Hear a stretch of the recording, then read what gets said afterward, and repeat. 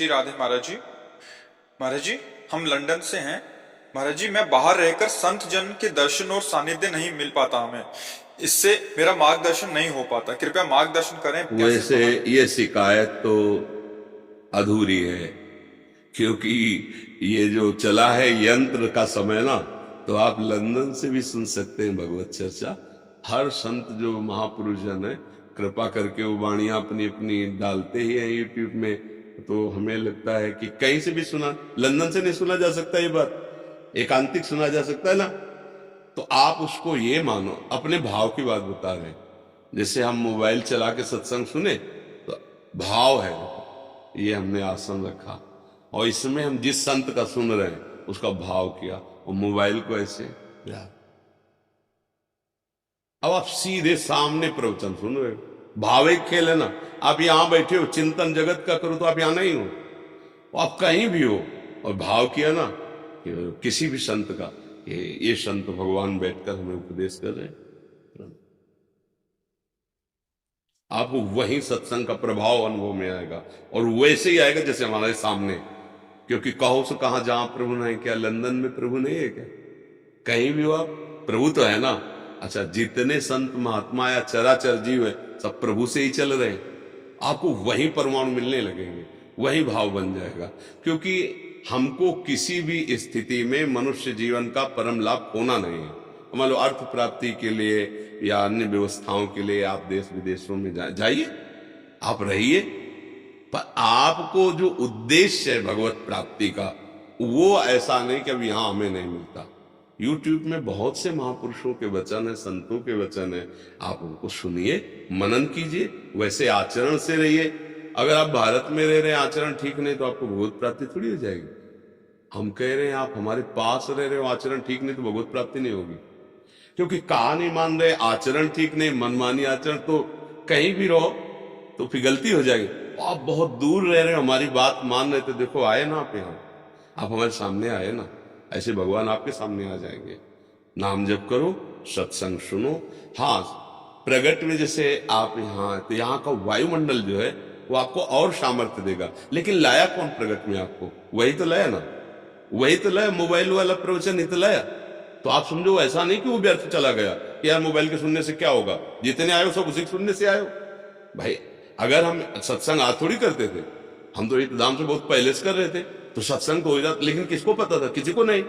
और जब वही कवर करके और यूट्यूब में डाल तो हजारों लाखों लोगों को आनंद मिलने लगा। तो मतलब सत्संग का प्रभाव तो है ही ना, उसी के प्रभाव से तो आप सामने बैठे हो, उसी के प्रभाव से आप उसको सुन के उसमें से प्रश्न कर रहे हो। अब देखो भाई ने बताया ना कि हमारा जीवन बहक रहा था, सतमार्ग में चल रहा है, अब मुझे बहुत क्लेश। तो ये कैसे हुआ? हमारे सामने कितनी बार बैठे होंगे, लेकिन मोबाइल से ही तो सुना, तो सुधार हुआ कि नहीं हुआ? तो मुझे लगता है ये अधूरापन कलयुग की कृपा से पूरा है। कलयुग ही में है। पहले तो महात्मा लोग ध्यान के द्वारा एक दूसरे से बात करते थे, अब तो मोबाइल से बात कर लो, मोबाइल से देख लो, हर बात आपको मिलेगी। किसी भी महापुरुष के वचन सुन सकते हो, पुराने पुराने संतों के अगर वाणी मात्र के रिकॉर्ड वो भी पड़े हुए हैं। बहुत कृपा है, हर चीज गुण दोष से युक्त है, हमको गुण लेना है। अब मोबाइल के दोष भी हैं, गंदी बातें देख सकते हो, अच्छी बातें देख सकते हो, गंदी बातों में आगे बढ़ सकते हो, अच्छी बातों में आगे। तो अच्छाई की तरफ बढ़ो, तो आप लंदन में बैठे हुए रोज यहाँ की दिनचर्या देख सकते हो। पूरी खुराक है आपके परमार्थ की। वो हमारे पास नहीं हो, लेकिन हमारे पास ही हो। अच्छा, तुम रोज देखो सुनो, तो आपको आभास होने लगेगा कि आप हमसे बहुत प्यार करते हैं, आप हमारे पास बैठे। हो सकता है स्वप्न में आपको अनुभव होने लगे, क्योंकि जो हम चिंतन करते, जो हम सुनते, वही हमारा भाव बन जाता है। तो मुझे लगता है ये अधूरापन तो नहीं मानो, क्योंकि अगर ये मानोगे तो फिर अधूरा ही रहेगा। अच्छा, भारत में रहोगे तो क्या आप किसी संत के पास रह जाओगे क्या?